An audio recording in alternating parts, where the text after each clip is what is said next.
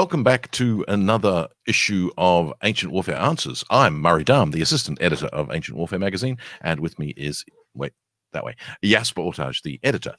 Today, we're going to be answering a question about hard borders, which is a very topical one, both in ancient warfare studies and indeed in the world we live in 2021.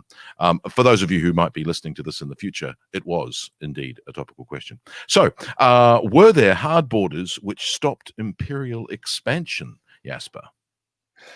Well, Murray, we're going to have to talk about borders, and they're a bit more complicated than, say, where you are in Australia, where it's kind of like, there's sea all around, which helps. The Romans were kind of had a fairly simple attitude to the world. Which sort of can be very roughly summarized as it all belongs to us, except not everybody agrees that it's the case yet. So from that point of view, there really aren't any borders. Because a border requires you to recognize that there's our land and then there's other lands and areas in between. And let's not go into Litwack and hard borders and frontier zones and all of that shit, but it is very much something that is debated by academics. What is a border, and how does the limes and the limes zone work in the Roman Empire? Because we all tend to think, if we talk about borders, what we all think about Hadrian's Wall, which is a very well defined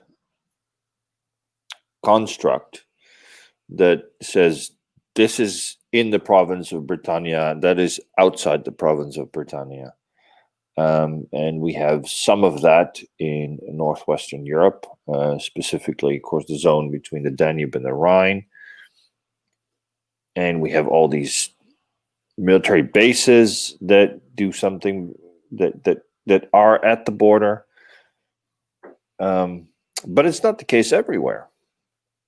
It's not the case because it can't always be there. Like in North Africa, we've written about that actually in the issue about Septimius Severus about a year ago. Was it a year ago? Or was it 2 years ago already?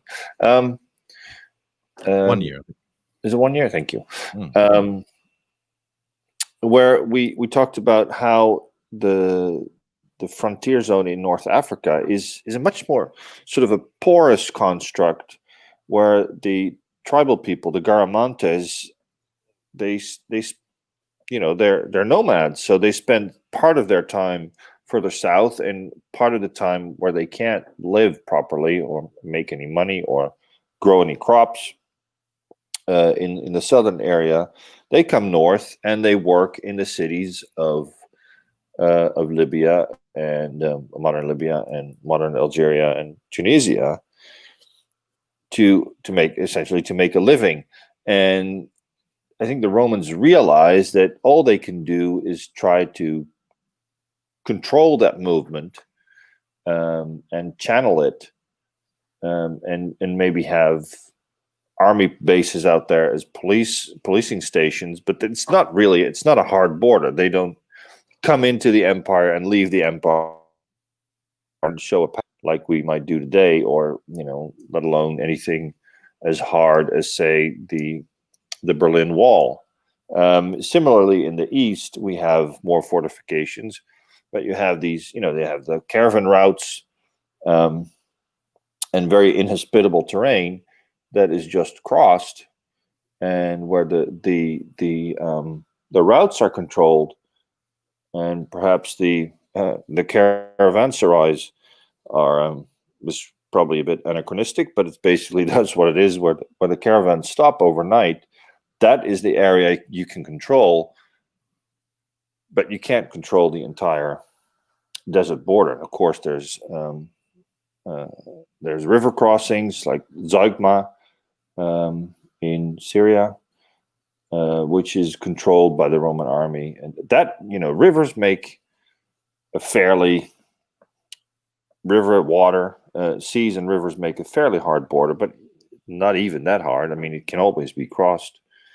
Certainly, in the Rhine and Danube can be crossed by raiders, and you don't even always need ice to be able to do that.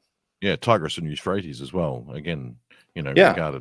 regarded as borders, but more crossed than not, really. Yeah. So, and we always think back, of course, at this point, what comes up is the Battle of the Teutoburg Forest. And we can debate whether that was a forest or not, but we've done that before. But more important is to say that it tends to be portrayed as that's the battle that ends Roman expansion in Germania. Well, that requires us to consider whether the Romans meant to expand into Germania in any way. Probably. I mean, Varus was farther east and was gathering taxes and holding court on the Weser River when he came back, and they stopped doing that afterward. But the campaigns of Germanicus certainly can be seen as both a punishment, but also to show that to the Germans in the area that the Roman army is really in control, even though they may not be there permanently. And similarly, the establishment of a frontier on the Rhine, as far as we can call it a frontier, at least with watchtowers and stuff and things like that, it doesn't happen till probably the reign of Claudius, which is 30 years later. So it's hard to say, Murray. Is this a hard border or not? I mean, there's certainly hard customers to fight. Yeah, well, that's the other aspect of the hard borders. Like with the Teutoburg, the German tribes, but you've also got there are tribes that Alexander doesn't fight. The Iberians in what is now modern day Armenia and things like that, and most people try not to fight the Galatians. They try and recruit the Galatians, but that sort of idea of they're kind of kept in their own little sort of section of Anatolia because they're hard to get rid of, and that idea that there are hard borders, meaning it's not worth your while to fight them. That used to be one argument about the Hadrian's Wall, was that Hadrian's Wall was a sign of giving up, that either the north of Hadrian's Wall wasn't worth it, or that the enemies north of Hadrian's Wall were too hard to defeat, and therefore you built a wall, which again, depending on the era of scholarship, those arguments change and alter anyway. So constantly. I mean, it's like, is Hadrian's Wall, does it say this is where we stop, or is it just a way to control who comes into the empire, who goes out of it? And that's why the actual crossing points are defended and reinforced, but much of it is just is not a huge barrier for somebody who's really determined to go through it. Yep. And I mean, like so many of as you said at the start, the Ebro River was not meant to be crossed by the Carthaginians, but there's nothing in the treaty with Hannibal to say that the Romans aren't allowed to cross it the other way. And so you've got that other idea in Roman, especially in Roman, but in Greek and earlier, where a barrier and a hard border, a river, a sea, an ocean, are simply a challenge to be overcome. To be the first person to cross to Britain, like Julius Caesar, or the first person to cross the Rhine, like Julius Caesar, the fleets, the Augustus's fleets that he brags about that sail into the Baltic. Absolutely, and there's an argument that Pompey attacked the Iberians that Alexander had not, simply because Alexander had not attacked them.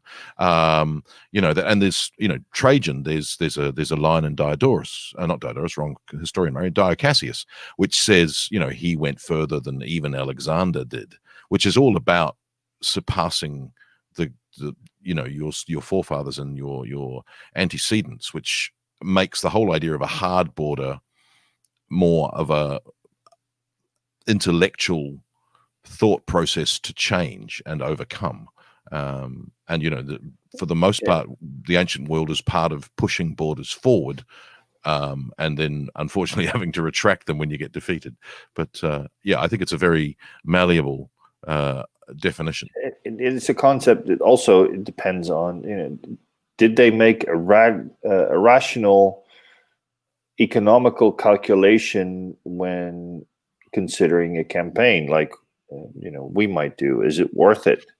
Do we need the resources, or is it just a challenge, or is there a diplomatic argument to go somewhere, or not? You know, do you invade Britannia just because it looks good and because your imperial power is not very well established, that you might argue for Claudius? Or is Claudius actually going after, say, the sources of tin and iron in southern England? Well, is Xerxes punishing Athens for its involvement in the Ionian revolt, or is he looking to expand his empire and, you know, cross the Hellespont, a hard border, and expand the empire? You know, punitive raids, Trajan's Dacian War. You know, is that to make a much more neat-looking border on a map, which is a very 19th century. You know, it's like, did they even have an accurate map? Well, did they? Yeah, I mean, the use of maps in general is heavily discussed in the ancient world. So, I mean, it's obvious that a big river makes for an easy border that everybody can understand. You know, it's when you get to that big water where you can still see across, that's where you stop. Yeah, yeah, and yet at the same time, there are borders that are much less obvious. I mean, mountain ranges obviously also make very good hard borders, and yet there are all sorts of areas where there's a border with no specific, you know, there might be a stream, but you can step it, like, you know, even if you want to, the River Po is not some vast watercourse that you can't cross. It's like fordable along its length, kind of thing. Yeah. So, you know, it's chosen as a boundary, but it's not a hard border. It's a, you know, and like in the areas of Greece, the definition of what belongs to Boeotia and what belongs to Attica is kind of malleable. There are towns there that swap hands various times, depending on who's in the ascendancy, and what defines which one it falls into is more kind of the attitude of the leaders at the time. So it's a very, yeah, there's different definitions and a whole variety across ancient history. Does that help answer the question? I don't know, but if we have answered the question, maybe you could follow us on Patreon. So if you go to patreon.com/Ancient Warfare Podcast, you can support us answering your questions about ancient warfare. You can ask questions about ancient warfare there. You can even get a subscription of the magazine digitally or even physically. You could have your own physical hard border of the magazine. That was a terrible, terrible segue. Anyway, hopefully we have... But you could also ask follow-up questions, like, you could. You didn't answer my, yeah, you didn't answer my question. I'm asking it again. Oh, we'll try. But hopefully we've answered your question about hard borders of different kinds.